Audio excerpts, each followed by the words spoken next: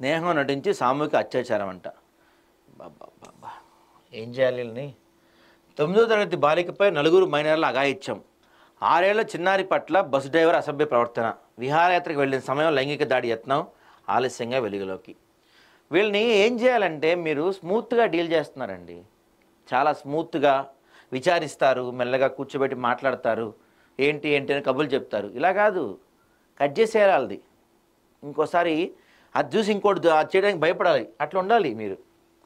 9th class చదువుతున్న ఒక బాలిక పట్ల స్నేహం నటించి సామూహిక అత్యాచారానికి పాల్పడ్డారు 4 మైనర్లు. ఈ ఘటన ఈ నెల 5న జరగ్గా ఆలస్యంగా వెలుగులోకి వచ్చింది. పోలీసు తెలిపిన వివరాల ప్రకారం ఉత్తర భారతానికి చెందిన ఒక కుటుంబం బతుకుదెరువు కోసం కొంతకాలం క్రితం నగరానికి వచ్చి హైదర్ కోటలో నివాసం ఉంటుంది.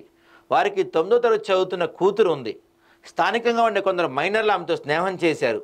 స్నేహాన్ని అడ్డం పెట్టుకుని ఇలా 5న అమ్మాయిని ఆటోలో ఎక్కించుకొని నిర్మానుష ప్రాంతానికి తీసుకెళ్లి అత్యాచారం చేశారు. విషయం తెలుసుకున్న తల్లిదండ్రులు నార్సింగ్ పోలీస్ స్టేషన్లో ఫిర్యాదు చేశారు. 4 మైనర్లపై కిడ్నాప్, పోక్సో కేసు నమోదు చేశారు. కాగా విహారయాత్రకు వెళ్లిన సమయంలో 6 ఏళ్ల బాలికపై లైంగిక దాడికి యత్నించడం కామాంధుడు. ఈ ఘటన మంగళవారం మేడ్చల్ మల్కాజ్గిరిలో జరగ్గా ఆలస్యంగా వెలుగులోకి వచ్చింది. చెప్తున్నా కదా, వీళ్ళని అరెస్ట్ చేసి విచారించాలి ఉండకూడదు, కట్ చేసేసేయాలి. ఆ పార్టీ కట్ చేసేస్తే ఫ్యూచర్లో ఇంకోడన్నా ఈ తప్పు చేయాలంటే భయపడతాడు. మీరు ఇలా చేయకపోతే చిన్నపిల్లలపైన, మరీ నెలల పిల్లలపైన కూడా దాడులు చేసే రోజులు తొందరలోనే వస్తాయి. కుక్కలకి కామ కోరికలు పెరిగి కుక్కల్లో తయారవుతున్నారు. వీధి కుక్కల కన్నా దారుణంగా తయారుతున్నారు ఒక్కొక్క ఎదవ. మీరు అంత స్ట్రిక్ట్గా చట్టాలు పెట్టాలి. ఇలా స్మూత్గా వారిని అరెస్ట్ చేసి విచారించి 1 నెల తర్వాత 2 నెలల తర్వాత బెయిల్ ఇచ్చేస్తే ఏం ఉపయోగం? వాడు బయటకు వస్తాడు, మళ్ళీ చేస్తాడు, వాడిని చూసి ఇంకోటి చేస్తాడు.